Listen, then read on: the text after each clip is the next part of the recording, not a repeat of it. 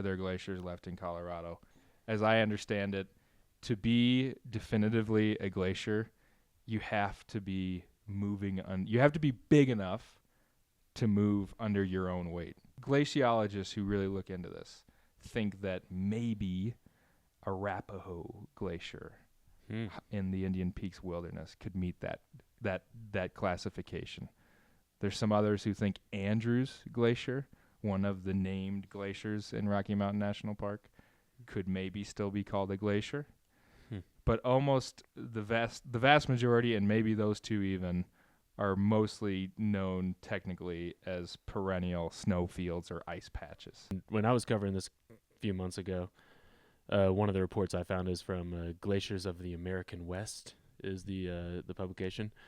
They say that there are more than 135 permanent snowfields, essentially, or ice bodies around the state of Colorado, but only 7 of those are larger than 0.1 square kilometers. So very small, very small. You look at some of these pictures, and it's pretty stark. 1916 to 1940 to the 60s and 70s, just watching these things fade in a changing climate, in a warming climate, as it's been for a very long time now, affecting these sites. It's pretty stark, to see them going away.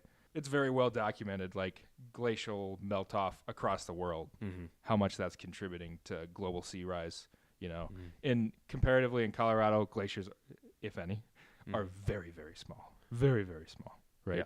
In the grand scheme of things. But nonetheless, I mean, like we mentioned, Arapahoe Glacier, there was a deep dive. Researchers at University of Colorado Boulder did a deep dive into Arapahoe Glacier, coming out with a report back in 2010, and they sort of estimated ballpark that Arapahoe could be entirely gone in 65 years.